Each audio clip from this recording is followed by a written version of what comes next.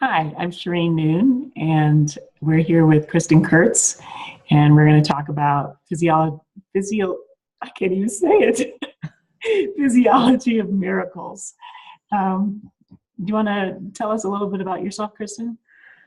Yes, I'm a health coach and consultant, and I am exploring Dr. Joe Dispenza's work right now because he's creating the bridge between science and, let's say, accelerated manifestation and healing. So it's very exciting to me with a science background to understand the how, the what and the why we're doing it, and then implement it. Yeah, implementing it is the key. Mm-hmm. And I've healed myself of cancer when I was 26, and so this learning that I'm experiencing now from Dr. Joe Dispenza is amazing because even though I healed myself, basically using this energy and using this in a way, but I was just learning what I could learn as I was going, and I believed in myself. So I was doing it, but I didn't really know what I was doing. Mm-hmm. So this is really exciting, and Joe is a genius, and or Dr. Joe or whatever they call him, and he's got a million videos on YouTube, so it's really easy to learn about what he talks about and shares, and the transformation he's causing in many people. Mm-hmm. Retreats and books and everything. Well, everyone has access to it, Shereen, and you did it intuitively. But what I love about his work is that he puts in very elegant but simple terms exactly, the steps in the process, and it makes it accessible to everyone. So it's not just there for the mystics or for the lucky. There really is a physical predisposition that we have towards healing and wholeness. And he creates the language that everyone can understand so that it can be accessible, like I said, for all of us. Right. And he combines it with science, which is so good for you because you very much come from more of a scientific perspective on the physiology of miraculous healing. Right. When I understand the science a little bit better, then my left brain can kind of calm down, and then I can use my whole brain to really deepen the experience. Yeah. So tell me a little bit. You just came from an 8-day retreat in Santa Fe, New Mexico, with Dr. Joe. What do I call him? Joe or Dr. Joe? Or Dr. Joe. Dr. Joe. So can you share a little bit about the amazing things you experienced? Yeah. His introductory workshops are now available online, and those used to be in person. So he's really laying the foundation scientifically and experientially. So what this launched in 2018 were these deep immersions, because what he felt is that people were just getting started after maybe a 3 or 4 day workshop, and then we had to separate. So he wanted to do these extended experiences so that people had multiple opportunities to connect with the quantum field and to experience something miraculous. So it was pretty extraordinary, and he's layered in some experiences which accelerate our understanding of ourselves and what's going on in our own bodies and minds and neurology, so that we can move past that and experience some pretty phenomenal things. So it was an extraordinary week. I felt really fortunate to be part of it. And he's been doing a few, this is what, the 3rd retreat you've gone to, or 4th? Yes, this is the 3rd one. Well, technically 4th. So the first few were the beginning one, the introductory one that's now available online, and then the advanced workshops, and then this extensive retreat. So you can do something just online and then go to one of these week-long immersions. There's no barrier to that. And we had people that had been doing his work in person, and probably at least 50% who had never seen him in person, who's ready to just jump in and go for it. Wow. Brave. Yeah. That's really intense.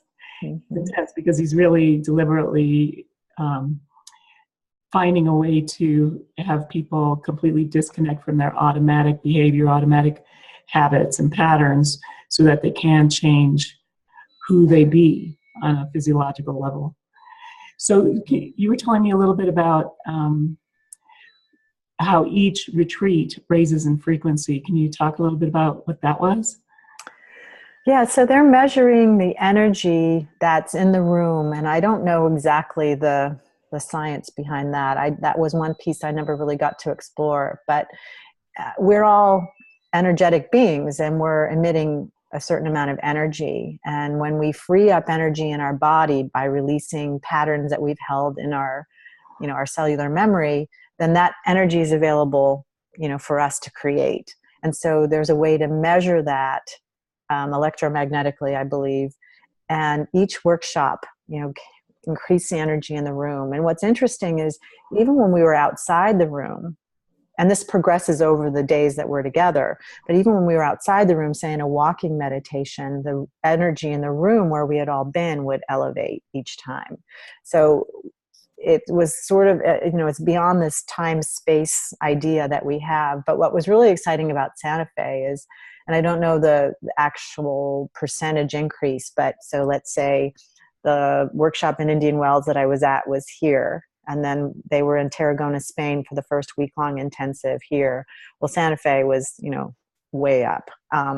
What that had to do with, we can only guess. If the next one will go even higher, that would be extraordinary. But we seem to be at some kind of tipping point energetically where how we're assimilating the information, putting it into practice, and literally changing, our experience and the resultant energy in the room. But even more practical than that, he was measuring up until just recently people's brain states, their heart coherence, changes in their up regulation, down regulation of genes, telomere length, hormone levels.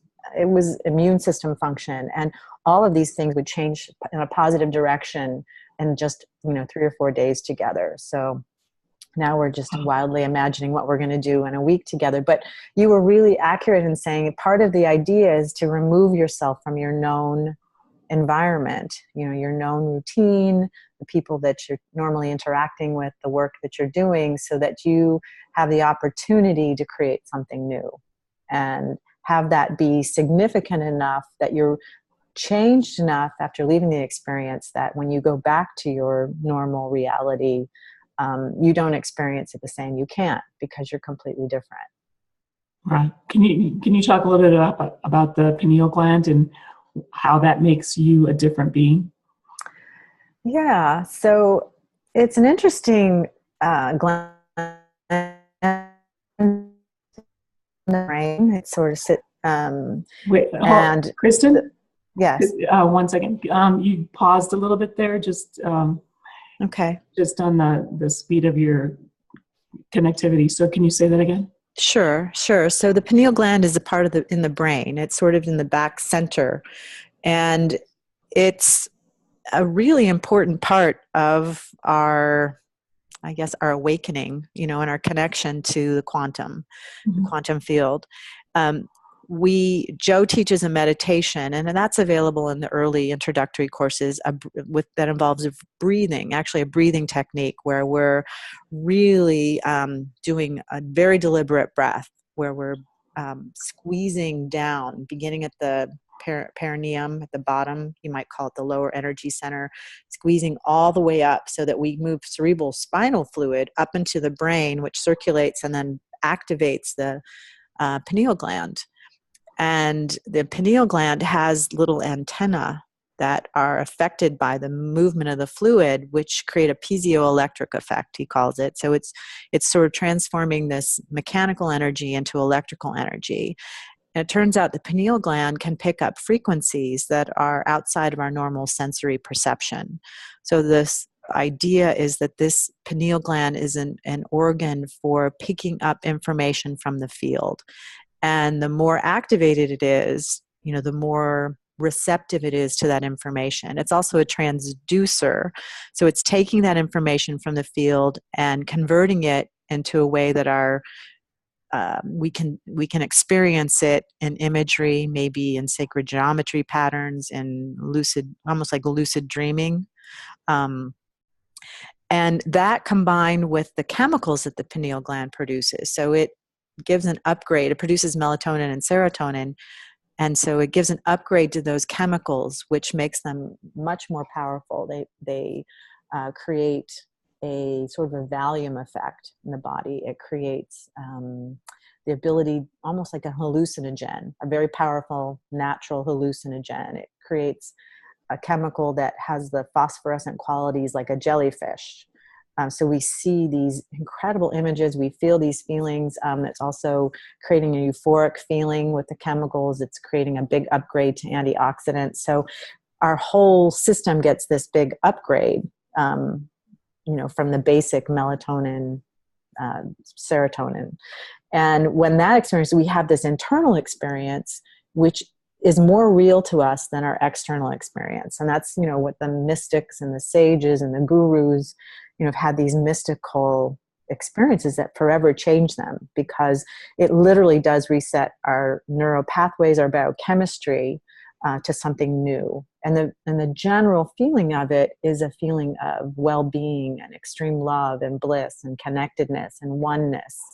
And it's this mystical experience that many of us have been meditating to experience for years. And it doesn't mean that it's not mystical. It truly is. That's our experience of it. But there is a physiological, scientific explanation for why it happens. And what that does for me is it makes it accessible to me, because we all have a pineal gland. We all have the ability to breathe intensely and activate these different chemicals and activate the little receptors in the pineal gland. And that's what people are going for in this retreat. And many, many people are having that experience, many more than you would think, based on, what we traditionally think about as a mystical, experience. So that was a long thing, but yeah, no. That's when that happens, when you do that, and you're basically bringing all that energy up into the pineal gland, it is changing your DNA. It's changing your physical experience of your body and your future. Actually, it starts helping you stop living in the past, present, and gets you into the present, future. Mm-hmm. So the more, I'm just learning this all from Dr. Joe. So I'm a newbie, but it's very exciting, because to do something energetically, to do something consciously, and then be able to let go of your past on a biological level, where your body doesn't keep reminding you to keep staying in the emotions and the feelings and thoughts of the past that keep repeating your present, or keep repeating your past, so you never actually get to change. You think you want to change, you secretly want to change, but you secretly want to just be the same person and have certain things change and not become anyone different. So this is really exciting to me, because before I could do my meditations, and I can visualize, and I can communicate with my cells, and I can heal myself of anything. And to learn about something where you're actually changing the physiology of the glands in your body that actually change your future and change your body and your health and your well-being and your finances and your relationships and your quality of life and how you feel every day. That it isn't like, well, I did really good one day and then I went back to normal. And then I did really good another day and I felt really good and then I went back to normal. This is something that actually changes things permanently. And it's really powerful, and I know powerful stuff. And this is really, really powerful. And I'm so glad you shared it with me, because I had no idea. And it's beautiful. Mm-hmm. Yeah, I mean, that's a big leap for somebody that, doing these techniques can change their future. But if you think about it, and every time we have an experience, we have a thought and a feeling about it. And that creates neural links in the brain. It creates certain chemicals, of emotion in the body. If we do that enough, that becomes our state of being, so we could become chronically disgruntled or chronically frustrated or chronically anxious or chronically angry or it's not a rare person, but it's not as typical to become chronically blissful or happy, because our brain is sort of wired to look at negative experiences first to help keep us safe. But anyway, so if that becomes our state of being, and we wake up every day and our body wants to bring us to that familiar state of being, and we start to see the same things, we start to make the same choices, we start to exhibit the same behaviors. And they say 95% of our actions and our thoughts and our, life experience is based on the past. It's what's gotten kind of programmed in. It becomes our normal. So we do have to have an internal experience, and set an intention too, that we want something to change. And then have this elevated emotional experience that's greater. We have to think greater than our program past, or feel greater than our program past. And sometimes that takes withdrawing and doing these meditation techniques so that our inner experience literally does signal new chemicals to be made, new wiring in the brain, that turns new genes on and turns other genes off. And that creates new proteins, which creates, a whole brand new experience potentially in the body. And you do that enough times, and that becomes your new normal. You can't go back. You really can't. And then things will show up differently, because things that aren't a match will fall away, and new things will come into your life, hopefully to pleasantly surprise you, because if you could predict them, you're predicting them from your known past. If they're a pleasant surprise, that means you've stepped into the unknown truly, and you're becoming a new self, and things are going to show up differently. Certainly guided by your deeper desire and intention, but you really don't know exactly how things are going to unfold if you're in new territory. And that's a lot of the resistance to doing what it takes to shift and have those changes occur in most people's lives, because our ego is set up to protect us from change and from things that are different, that could possibly destroy us, even though in this lifetime they won't. But the genetics is still there, the fears are still there, the deep ruts in the brain are still there to keep us limited and keep us small and keep us safe. This has been working. It's not perfect. It's not everything I want, but I'm just going to kind of stay here and just make small incremental changes so that I can be the same person, feel the same way, and have my life become better without me feeling uncomfortable in any way, which doesn't work. Yeah, we have to get comfortable with the unknown. And you're right, that's a tricky place to be, because it's not that we're weak or bad people. It's just literally our bodies want to stay in the familiar known. And then we do that enough, and the body, and as Joe says, the body becomes the mind.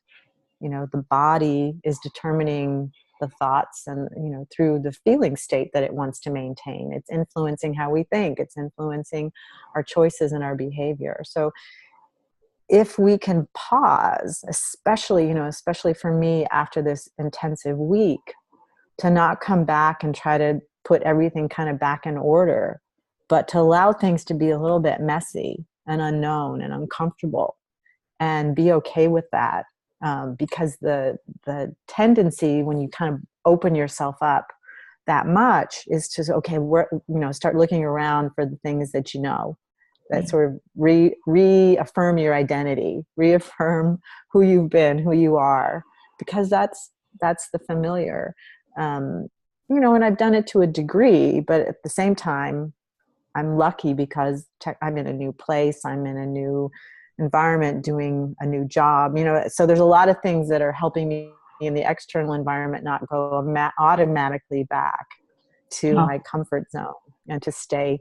And so, Joe makes suggestions, if you are going back to a familiar, you're going back to a relationship or your same home or your same job, is to do things a little differently. Drive a different direction to work, brush your teeth with your right hand or your left hand, depending on what handed you are. Shake up your routine a little bit. Stay in bed and linger for a minute, and make sure before you jump out of bed, you're not putting on your familiar identity and off to your day.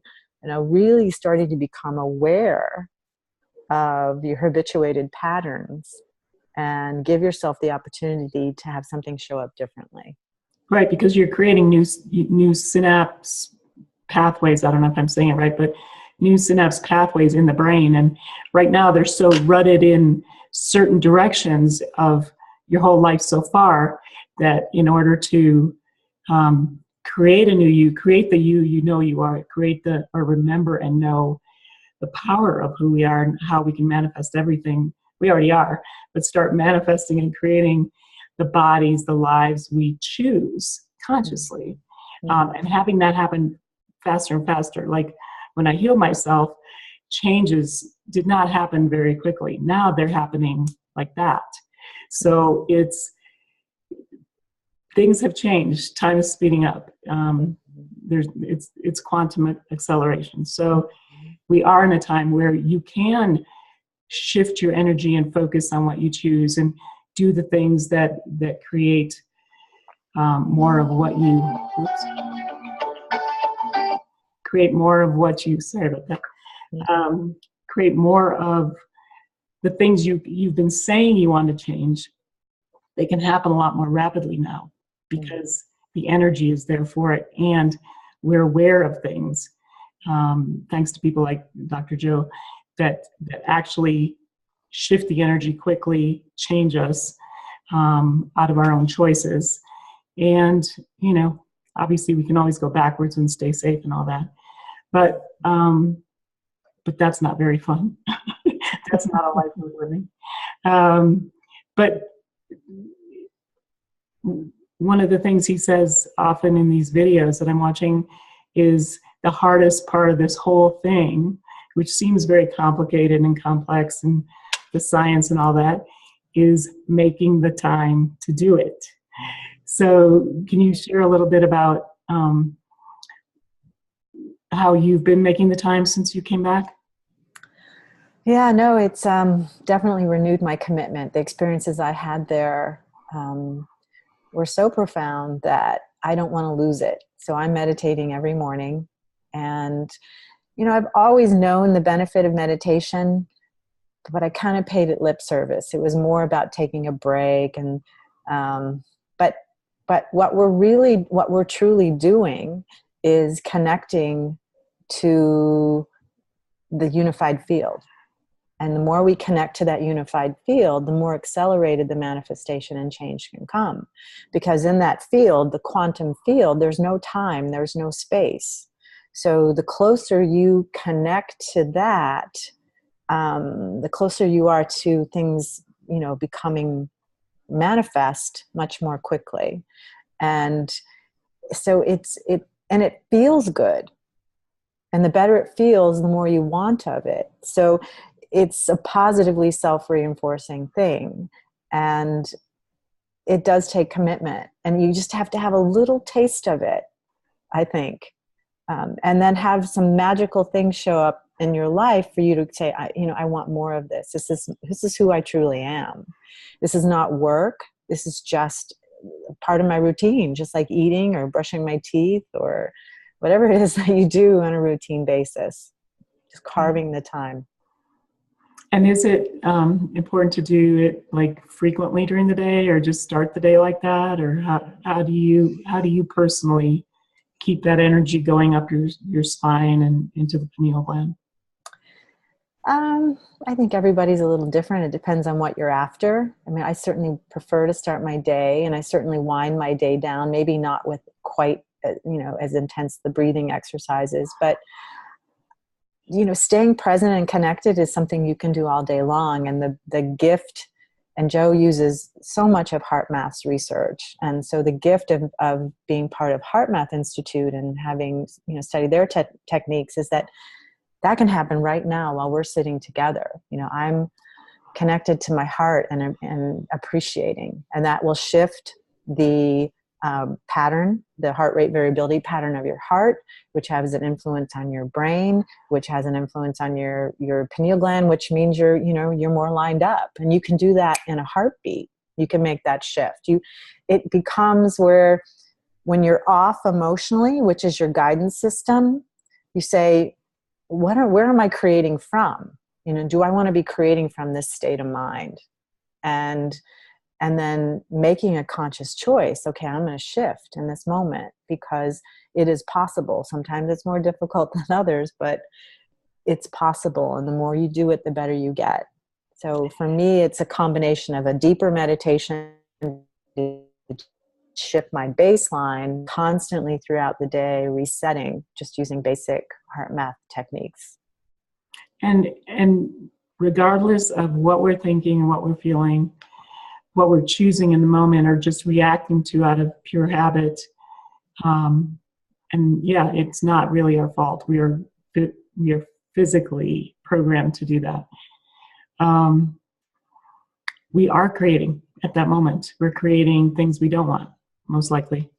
So when you're in that lower vibration state, or you're in a bad mood, or you want to, yell at someone because they cut you off or whatever, you are actually creating in that moment. And it's not just creating karma's going to come back on me or anything. You're actually shifting your cells and the way your body operates, and your DNA and your telomeres, and your body's ability to heal itself, your immune system, all those staying in those ruts and being, it is lazy. I think it's lazy because it's just automatic. It's yeah, I know about this other stuff and I know I should do it or I could do it, but I choose not to because XYZ.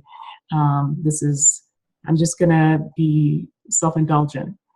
And it isn't a good self-indulgence because you are getting the results you get. You are getting the things you don't like in your life that you wish weren't there, and you're like, why won't someone take this away from me? It isn't up to anyone else. We're the ones creating it. We're choosing it over and over by our thoughts and feelings, and where we let ourselves, run rampant with whatever emotions, well, they did this, so this is a justified response to that. Mm-hmm. And yet, when I had cancer, I just didn't know anything. I didn't know why I got cancer. I thought, oh, it fell on me, and oh, I hope it never happens again. And then it happened again. It was like, oh no, it happened again. I hope I don't die from this. And I started learning how, my doctor asked, so how can we make sure this never happens again? And this is a naturopath, of course. And when she said that, I just looked at her like, I don't have any control over this. I didn't do this on purpose. I wouldn't give myself cancer on purpose. But I did. I was just reactive to life. I was unaware. I was unconscious. And so over time, I become conscious about how I cannot afford to just go willy-nilly through life and then think I'm still going to have the life of my dreams. Mm. I don't want to live a life without living the life of my dreams. It's not worth it to me. Before, I was just kind of going through life kind of, with blinders on. But now that I know what I know, it's a choice. The thoughts I think, the reactions, like you say, how long I stay in it, how long I let myself just go in it, I am creating results every breath that I'm taking in that state. Mm-hmm. So the more it's that we just kind of, I'm having a funky day and I'm going to stay in my funky day and I'm going to start fresh tomorrow. You can't afford to go through a whole day being a shithead. You can't afford, because you think, it doesn't mean anything. It's not doing anything. It's just my choice right now. And, I deserve it. I'm going to have a glass of wine and, just watch a movie or whatever. You're creating results that are going to come over time in your body. They're going to manifest in your body. They're going to manifest in your life by choosing to be unconscious about it. Mm-hmm. So for people who are going through illness or going through bad relationships or going through bad finances, you have the power to change every single aspect of your life at any moment with constant chronic changes that you make in your physiology. And that's why it's miraculous, because it's not like I went and got a really hard job and I made way more money and my finances improved. No, you just change your physiology and everything in your life changes automatically for the highest good, because you've been operating on such a low frequency. You're getting what you have accepted and tolerated and allowed, and yet to raise that level, to raise that bar, is raising your energy. So what does it take to raise your energy so that what you're attracting, who comes into your life, what magical, miraculous things happen where you're like, wow, I had no idea that was going to come from that place. But you did the work, you did the inner work of getting your brain and your mind and your thoughts and your feelings in a state of more happiness, more bliss, choosing love, choosing peace, doing what it takes to be in those states more and more hours of the day. Now you are physiologically a different person, and your life will be different. Mm-hmm. Well, we can only experience, through the lens of our perception, and meaning if we have a certain state of being, a certain way of thinking and feeling, we're going to just perceive the world that way, and we're going to notice things that way. And so as you shift that, as you said, of these negative oriented emotions to more positive, we start to notice that more, and it starts to amplify, and we create a momentum in a new direction. Mm-hmm. And I think people, it's not, you never can do it wrong. You never really get it wrong. I mean, whatever you choose in any moment is fine. There's learning there. There's your experience. But the invitation is to understand and take responsibility, like you described, for us creating, our experience. And that's a big leap for some people. I mean, but, if you do it on the most simple level and build from there, and start to notice what you notice about how your life is showing up. And then that's the first step, is just being aware. When I'm in a crappy mood, wow, I attract crappy experience. When I'm in a little bit better mood,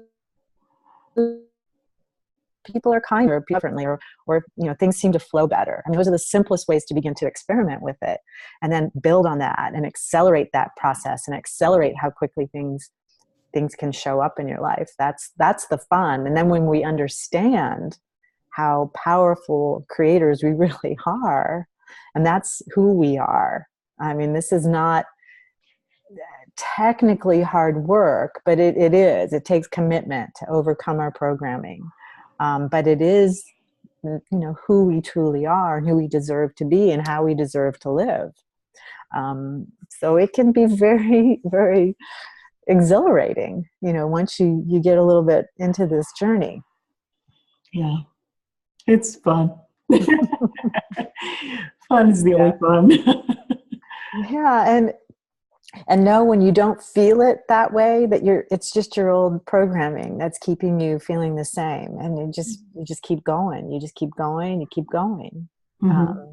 Keep clearing, and don't get too attached to the stories that your old self is trying to tell you to keep you the same. But just keep stepping into the unknown.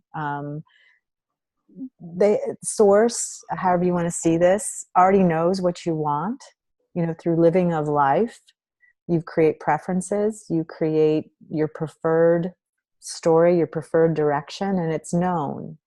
And if you can just line up with it, the most important is feeling the feeling of what it would be like to be there, because you can't receive it if you can't imagine yourself there, or what it would be like, to literally be living that experience and living that feeling that you're after ahead of actually the manifestation is what will bring the manifestation to you.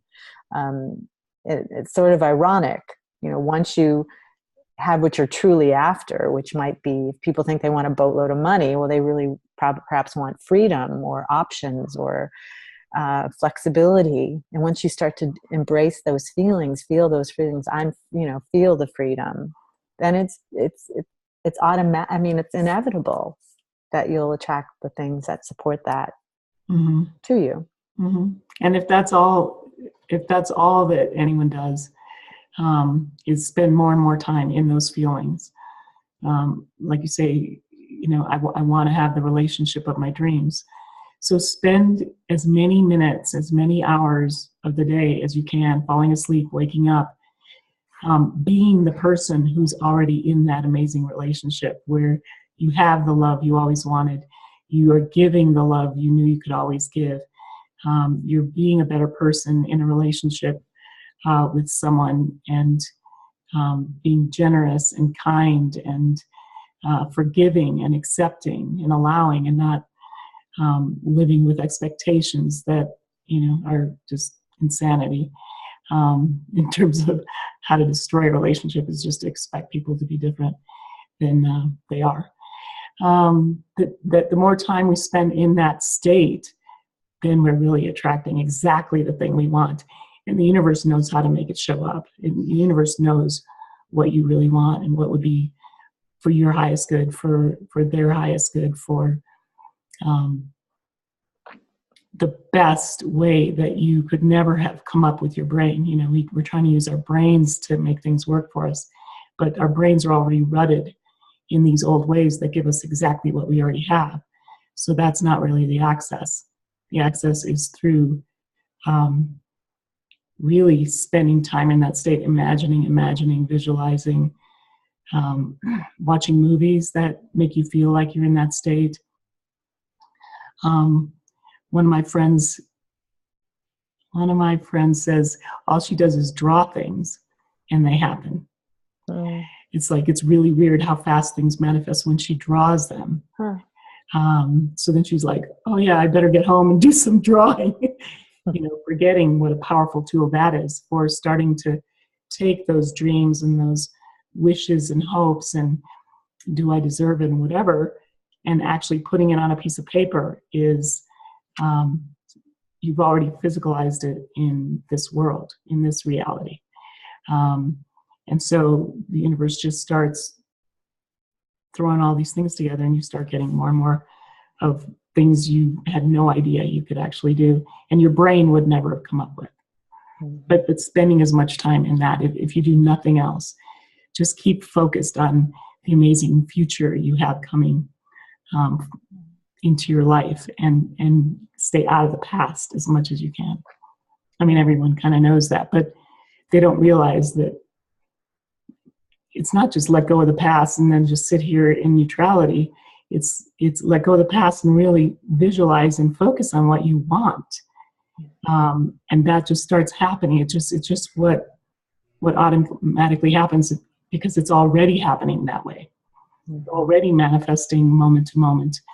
Maybe not what we want by not thinking about it, but we're manifesting the exact things our mind is automatically going into. So consciously choose it.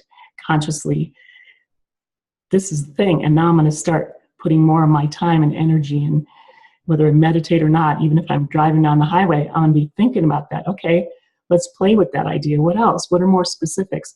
What are more details? Maybe I can talk to my girlfriend or friend or husband or wife about what that would look like. What would that feel like? Let's do some research on the internet about it and really get yourself into that field where that starts becoming more and more manifest. That's how I think. I hear other teachers say there's sort of two ways to know if you're on track, and one is by how you feel, and the other is by what is showing up. So if you're not paying attention to your feelings, but you notice what's showing up, it sort of gives you an indication of how lined up you are with this unified field, with your wiser, so-called higher self. And so if there's one thing that has made a huge difference for me, it is paying attention to how I feel and asking the question, is this the place I want to create from? And seeing if I can create that shift internally in my state. And sometimes, and it's this, I've been at this a long time, Shereen, as you know, and there were a lot of times where it didn't feel like I could create the shift, that my program past was my identity, and it was difficult at times to feel differently. And you just have to keep persevering and trusting that there is a light at the end that it's our birthright, and that the other is not real. It's a program. It's a program. It's sort of like the movie The Matrix, waking up in the program and realizing you're powerful beyond measure. But the program is very compelling. Reality is very compelling. So it's really persevering until you have a glimpse of it. And it just takes a glimpse, and then you're hooked. Thank you. This is awesome.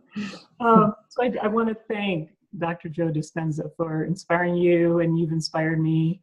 And now he's inspiring me, and hopefully a lot more people through this video, in addition to everything else. And this is very exciting and very fun and very possible and real. So thank you for having this conversation with me. I love you. And until next time, I love you too. These conversations are so fun. Yeah. And it's, as Joe says, it infinitely better, but it's sometimes, sometimes we're delivering it in a way that connects with somebody in particular. And certainly by discussing it between each other, it sort of amplifies the understanding for me. So thank you so much. Yeah, you're welcome. You're welcome. I'll talk to you soon. Okay. Bye for now. Bye.